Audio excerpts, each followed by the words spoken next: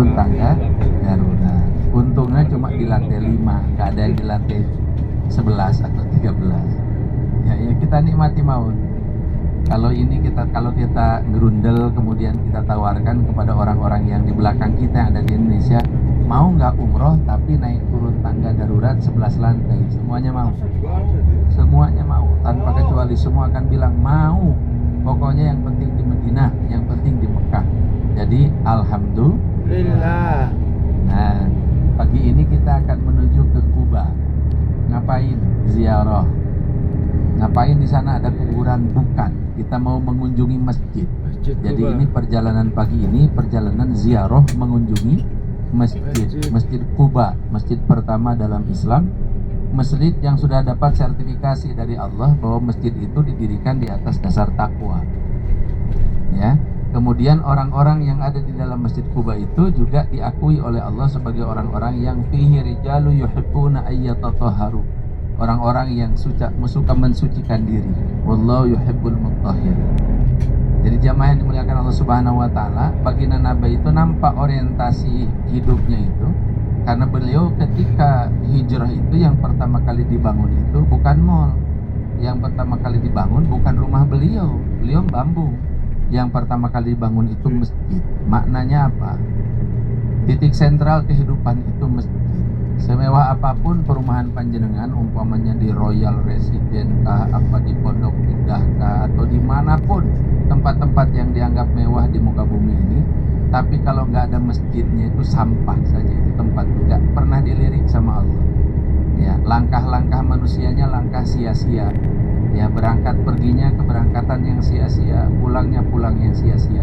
Tapi kalau sudah ada masjid, langkah ke masjid, tiap kaki kanan menaikkan derajat, tiap langkah kaki kiri itu menghapus dosa-dosa kita. Itu sangat luar biasa. Iktikaf di masjid 1 hari dijauhkan oleh Allah 3 parit dari neraka. 1 paritnya seluas jarak langit dan bumi. Ya, jadi bermakna kehidupan kita itu kalau sudah ada masjid. Kalau sudah ada masjid kita nggak usah repot-repot ke Gunung Kawi, nggak usah repot-repot sampai ke Kijombrang Kalapetong atau siapa gitu, Batarokolo apa macam-macam, nggak usah. Gelar sajadah, sholat 2 rakaat, ruku sujud, selesai urusan kita.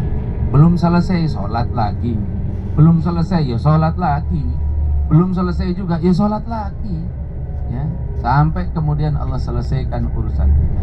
Ya, orang-orang sekarang berpikir bisa menyelesaikan masalah itu dengan uang. Mana ada negara-negara yang banyak uang malah banyak masalah.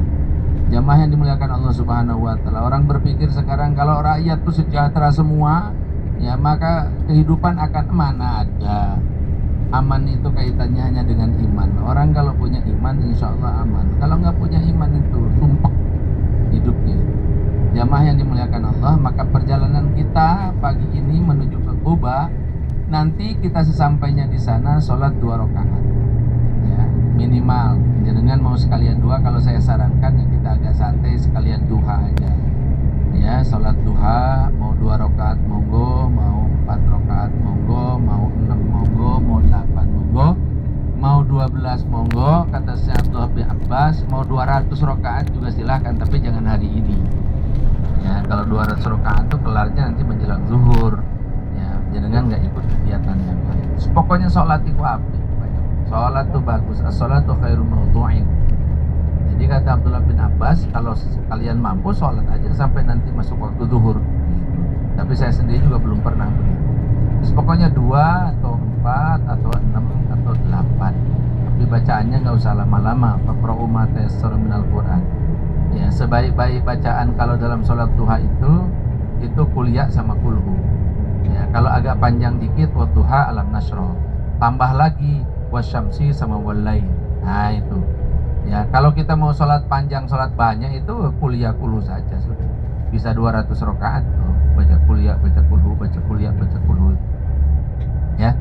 Jamaah yang dimuliakan Allah Subhanahu wa taala, selesai urusan kita gara-gara sholat Ustaz, selesai. Karena yang menyelesaikan urusan kan yang menyuruh kita sholat. Wasta'inu bis sabri was shalah. Minta tolonglah kalian kepada Allah dengan sabar. Kata para ulama, tafsir sabar di situ ay bis saumi, dengan puasa, was sholati dan sholat. Berarti Berarti cara menyelesaikan masalah itu dengan memperbaiki sholat dan dengan memperbanyak puasa. Ya, Bapak Ibu kalau senang lihat podcast, itu ada podcast, di situ ada Ibu Retno Marsudi, ya, Menlu kita. Ternyata itu jago puasa Senin Kamis itu dan jago puasa sunat.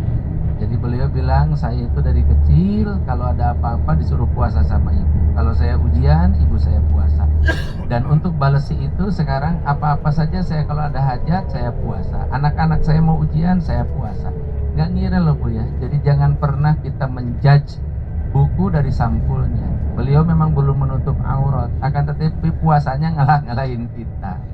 Artinya jamaah yang dimuliakan Allah, apalagi kita dalam kultur masyarakat Jawa itu, jagoan itu bukan yang badannya gede. Ada sih yang gede badannya, kayak Bimo, gede badannya. Tapi yang lain jagoan tuh kurus semua. Arjuno kurus, Nakulo kurus, Sadewo kurus. Mananya apa? Kekuatan tuh bukan kekuatan zahir, tapi kekuatan batin.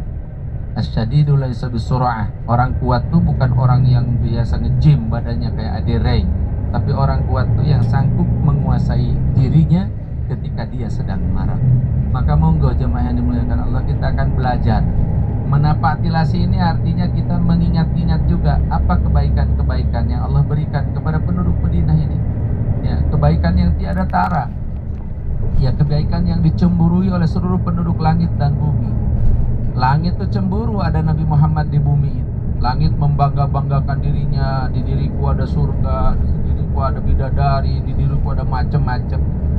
Begitu bumi ngomong sepatah kata, langit langsung menangis berhari-hari. Ya, kata bumi, ya kalian punya semuanya, tapi kami punya kekasih Allah di perut kami. Nangis langit berhari-hari. Sampai akhirnya kemudian dia minta kepada, apa yang bisa menghentikan tangismu?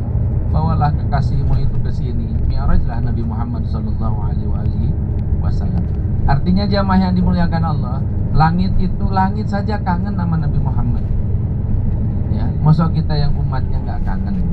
Ya, bumi aja seneng Madinah ini. Ya, karena di dalamnya ada baginda Nabi besar Muhammad SAW. Masa kita sebagai umatnya nggak seneng?